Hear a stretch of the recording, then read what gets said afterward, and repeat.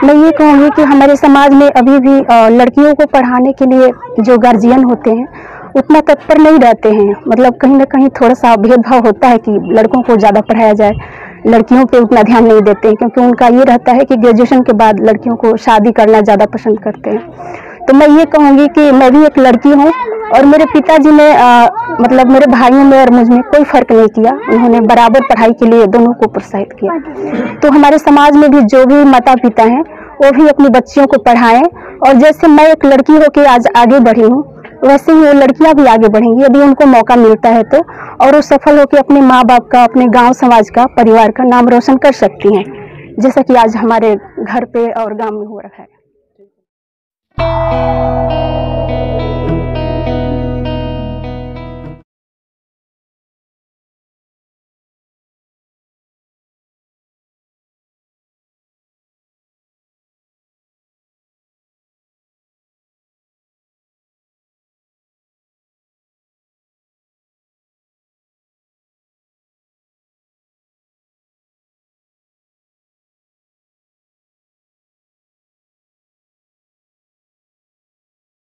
BPSC में सफल होकर अधिकारी बनी बगाड़ गांव की आरती का गांव आने पर ग्रामीणों ने गाजे बाजे के साथ किया जोरदार स्वागत। परिजनों में खुशी का माहौल। आरती ने बताया किस तरह से मिली चौथे प्रयास में सफलता। बीपीएससी परीक्षा में सफल होकर सप्लाई इंस्पेक्टर के पद पर चयनित दिनारा प्रखंड के बगाड़ गांव की आरती का गांव आने पर ग्रामीणों द्वारा गाजे बाजे के साथ फूल माला पहनाकर जोरदार स्वागत किया गया। वहीं गांव वापस आने पर आरती ने दिनारा प्रखंड के प्रसिद्ध शक्तिपीठ भलुनी भवानी मंदिर जाकर पूजा पाठ की और गांव के काली माता मंदिर में भी पूजा पाठ की। वहीं घर पहुंचने पर परिजनों द्वारा भी पारंपरिक रूप से स्वागत किया गया। वहीं इस मौके पर परिजनों के साथ साथ ग्रामीणों में भी खुशी का माहौल था। ग्रामीणों ने मिठाई बांटकर खुशी का इजहार किया। इस मौके पर आरती ने बीपीएससी में सफल होने के अपने प्रयासों के बारे में बताया कि किस तरह से उसे चौथे प्रयास में बीपीएससी में सफलता मिली। आरती ने अपनी सफलता का श्रेय अपने पिता के साथ अपने ससुराल वालों को भी दिया। मौके पर सैकड़ों की संख्या में ग्रामीण मौजूद थे। कौन सा प्रयास था? जी, ये मेरा चौथा प्रयास था। अच्छा, कितना रैंक मिला आपको? मेरा रैंक है 748। अच्छा, किस पद के लिए चयनित हुए? मुझे पद मिला है खाद्य आपूर्ति विभाग का है, जो कि खाद्य निरीक्षक अधिकारी का है। अच्छा, जैसा कि हम लोग देख रहे हैं, जो आपका पृष्ठभूमि है, पारिवारिक पृष्ठभूमि है, और आप ग्रामीण परिवेश से आते हैं जी। आपका मायके भी है, वो भी ग्रामीण परिवेश ही है, और आपका ससुराल भी ग्रामीण परिवेश है। कितना चुनौती आपको इस पद को लेने में पड़ा? कितना चैलेंज रहा, कितना संघर्ष किया? सर देखिए, ये जो सिविल सर्विसेज एग्जाम है इसको एक तरह से कठिन माना जाता है। इसके लिए ये है कि आपको लगातार पढ़ाई करनी होती है और उसके बाद ही सफलता मिलती है सर। तो इसके लिए ये है कि आपको प्रतिदिन अभ्यास करना पड़ेगा पढ़ाई के लिए, और मिनिमम 5 से 6 घंटे तो देना ही पड़ेगा, तभी आप सफलता प्राप्त कर सकते हैं इसमें। तो सफलता का श्रेय किसको देना चाहिए?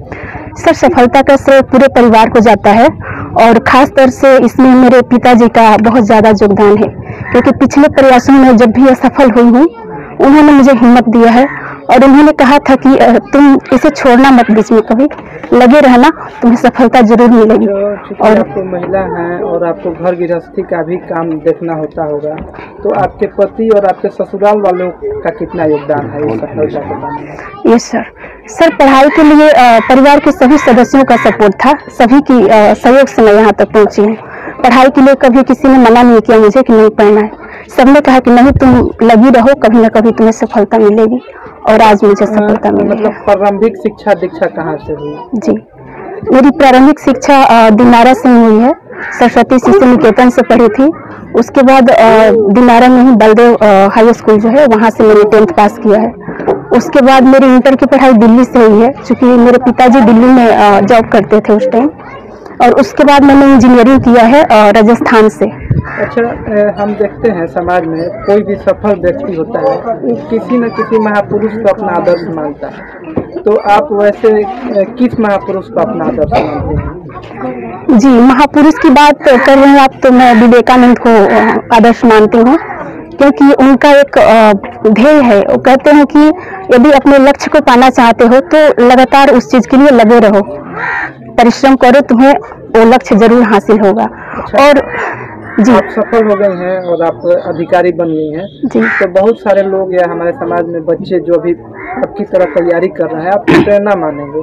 तो वैसे बच्चों के लिए या वैसे छात्राओं के लिए, आप महिला हैं चूंकि, तो वैसे महिलाओं और छात्राओं के लिए क्या संदेश देंगे? जी, मैं ये कहूँगी कि हमारे समाज में अभी भी लड़कियों को पढ़ाने के लिए जो गार्जियन होते हैं उतना तत्पर नहीं रहते हैं। मतलब कहीं ना कहीं थोड़ा सा भेदभाव होता है कि लड़कों को ज़्यादा पढ़ाया जाए, लड़कियों पे उतना ध्यान नहीं देते हैं, क्योंकि उनका ये रहता है कि ग्रेजुएशन के बाद लड़कियों को शादी करना ज़्यादा पसंद करते हैं। तो मैं ये कहूँगी कि मैं भी एक लड़की हूँ और मेरे पिताजी ने मतलब मेरे भाइयों में और मुझ में कोई फर्क नहीं किया। उन्होंने बराबर पढ़ाई के लिए दोनों को प्रोत्साहित किया। तो हमारे समाज में भी जो भी माता पिता हैं वो भी अपनी बच्चियों को पढ़ाएं, और जैसे मैं एक लड़की होकर आज आगे बढ़ी हूँ वैसे ही वो लड़कियां भी आगे बढ़ेंगी यदि उनको मौका मिलता है तो, और वो सफल होकर अपने माँ बाप का, अपने गांव समाज का, परिवार का नाम रोशन कर सकती हैं, जैसा कि आज हमारे घर पे और गांव में हो रहा है। एक अधिकारी बन गई तो सबसे पहले आप बताइए आपका लग कैसा रहा?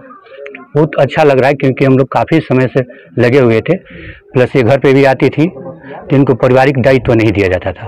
अच्छा, आप साथ में रहते थे, ये तैयारी करती थी, तो कई बार ऐसा होता होगा कि ये पढ़ती होंगी और आप घर गृहस्थी का काम संभालते होंगे, ऐसा होता होगा आपके साथ? होता है ऐसे, क्योंकि मान लीजिए अगर उनका एग्जाम है, उनको कम समय मिल रहा है तो उसमें हाथ बटाया जाता था।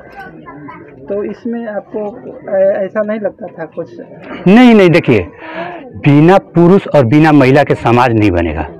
अगर कोई सोचता कि नहीं कि महिला का ये काम है तो नहीं, ये गलत है, क्योंकि अभी हर क्षेत्र में महिलाएं भी आगे बढ़ रही है, तो महिलाओं को भी अवसर देना चाहिए, नहीं कि पुरुष प्रधान नहीं। तो आपका किस तरह से इनको सहयोग किस तरह से करते थे? मैंने इनको फुल सपोर्ट किया था कि जैसे आपको पढ़ना है, आपको जो भी काम करने का रुचि है आप कीजिए, प्लस परिवार वाले पूरा सपोर्ट करते थे कि उनको जो करना है आप करने दो, पढ़ाई करना चाहती है पढ़ने दो। हमारा जो समाज है, हम जहाँ जिस परिवेश से आते हैं, अक्सर देखते हैं कि घर की महिलाओं को लोग अभी भी, मतलब अभी तो थोड़ा कम हो गया, लेकिन फिर भी गांव में बाहर नहीं निकलने देते हैं, या फिर कहते हैं घूंघट में रहो, तुम क्या करोगे, घर गृहस्थी का काम संभालो। तो आप लोगों के साथ ऐसा कभी सिचुएशन आया? नहीं, हमारे मतलब कि भैया हैं घर जीवन, चाहे भाभी हैं, मम्मी है, सब लोग हमेशा बोलते थे कि नहीं, अगर वो पढ़ना चाह रही है तो उसको पढ़ने दिया जाए, होल लाइफ जब तक वो पढ़ना चाहिए, जब तक उनको अटेम्प्ट लेना है लेने दीजिए, कुछ पारिवारिक जिम्मेदारी मत दीजिएगा। अच्छा, कोई संदेश देना चाहेंगे वैसे लोगों को जो महिलाओं को आगे नहीं आने देना चाहते हैं? देखिए, उन माँ बाप से हम लोग का रिक्वेस्ट है कि आप अपनी बच्ची को पढ़ाइए। बच्चा के लिए जब आप होल लाइफ कमा के रखते हैं तो बच्ची के लिए उसको एज है तब तक उसको पढ़ने दीजिए, क्योंकि वो पढ़ेगी, चाहे पढ़ रही है, चाहे और क्षेत्र में जाना चाहते हैं तो उनको और क्षेत्र में भी जान दीजिए, खेलकूद में जिस क्षेत्र में जाना चाहते हैं उनको आज़ादी दीजिए।